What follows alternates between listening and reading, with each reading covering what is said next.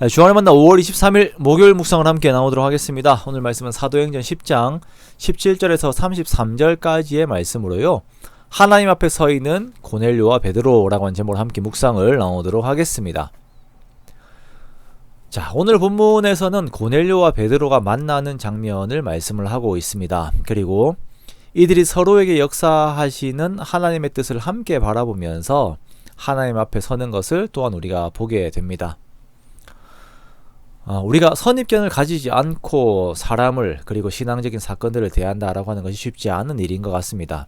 지금까지 나를 지탱해왔던 지식들, 나의 습관들 그리고 가치관들이 모두 바뀌어야 할 때들이 있죠.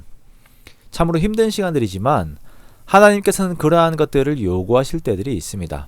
이 시간들을 통하여 우리들은 나의 자금과 하나님의 크심을 더욱 바라보게 되며 그렇게 하나님을 더욱 알아가는 시간들을 가지게 되지요. 오늘 베드로의 모습이 먼저 그러합니다. 자, 하나님께서 보이신 환상 속에서 베드로는 상당히 혼란스러웠을 것입니다. 그야말로 충격이었겠죠. 어떻게 하나님께서 나에게 부정한 음식을 먹으라고 말씀을 하실 수가 있는가? 과연 이것이 하나님의 뜻이 맞는가? 혼란 가운데 있었을 것입니다. 그러나 하나님께서는 베드로에게 말씀을 하십니다. 이 사람들은 내가 보내었으니 의심하지 말고 가라. 성령 하나님의 세심한 배려의 모습을 볼 수가 있지요. 아직 베드로는 하나님께서 무엇을 하려고 하시는지 모릅니다. 그러나 그의 마음에는 그가 가지고 있는 지식보다 그에게 인격적으로 함께 하고 계신 하나님께서 이끄시는 방향을 따르고자 하는 마음이 주어져요. 그렇게 베드로는 고넬료로부터 온 사람들을 맞이하고 그들에게서부터 고넬료에 대한 소개와 함께 하나님께서 하신 일들을 듣게 됩니다. 자, 이렇게 베드로는 이 일행들과 함께 고넬료의 집으로 가게 됩니다. 이렇게 고넬료를 만나 그의 집으로 들어가는 것은 베드로에게 있어서 유대 전통을 파기하는 위법이 돼요. 그러나 베드로는 철저하게 자신이 하나님의 심부름꾼으로 그 자리에 오게 되었다라고 하는 것을 보여주는데요. 먼저는 베드로 앞에서 엎드려 절하는 고넬료를 일으켜 세우면서 자신도 동일한 사람이다라고 하는 것을 알리는 것입니다. 베드로는 이 모든 과정을 통하여서 자신이 드러나는 것을 원하지 않았고 자신을 보내신 하나님만 드러나는 것을 철저하게 원했습니다. 또한 그는 이방인의 집에 들어가는 것이 유대인으로서 위법임을 그들에게 동일하게 말을 해요. 그러나 그들의 전통적인 법보다 더욱 크신 하나님의 뜻이 그들에게 있다라는 것을 알리죠.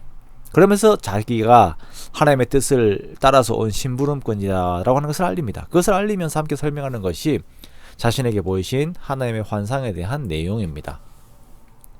자, 베드로는 자신이 하나님의 명령으로 인하여 고넬료의 집에 왔음을 알려요. 그러자 고넬료는 또한 자기 자신이 어떻게 베드로를 초청하게 되었는지 그 경황을 알리게 되는데요. 고넬료 역시 기도하는 중에 하나님께서 그에게 환상을 보이셔서 그 환상 속에서 말씀하시는 하나님의 말씀을 따라 베드로를 초대하게 되었음을 말합니다. 그리고 고넬료가 말해요. 잘 오셨습니다. 우리는 주께서 당신에게 명하신 모든 것을 듣고자 하여 다 하나님 앞에 있나이다 라고 이렇게 고백을 합니다. 자, 베드로 앞에 서서 우리가 다 하나님 앞에 있습니다 라고 말을 하는 고넬료의 모습이 참으로 마음에 감동을 주는 장면입니다. 인종이 다르고 국적이 다르고 삶의 장소가 달랐던 이들이 각자 하나님과 교제하던 중에 하나님의 이끄심을 따라서 한 장소에서 만났습니다. 그리고 우리가 다 하나님 앞에 있습니다 라고 말을 하는 이 장면은 그리스도인들이 가질 수 있는 정말 아름다운 교제의 모습입니다. 육체적인 이익을 위한 목적으로 만난 것도 아니고 또는 이제 원한으로 만난 것도 아닌 하나님의 부르심을 따라 만나 하나님께서 하실 일들을 기대하고 있는 이 장면은 성도들의 교제의 본이 될 만한 너무나도 아름다운 만남인 것입니다. 여러분, 우리가 다른 성도들을 만날 때에 기대하는 바들이 어떤 것들이 있습니까? 오늘 사도행전의 내용에 의하면 우리가 성도 간의 교제에서 기대해야 하는 것은 우리들 가운데 함께 하시는 하나님이며 하나님께서 행하실 선하신 일들을 우리가 기대하는 것입니다. 그것이 성도의 교제의 참된 목적입니다.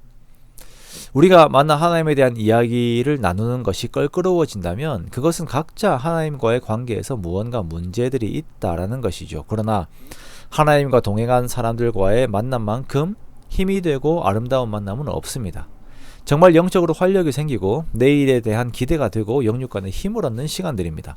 우리가 그러한 참된 영적 교제를 나누는 자들이 되기 원합니다.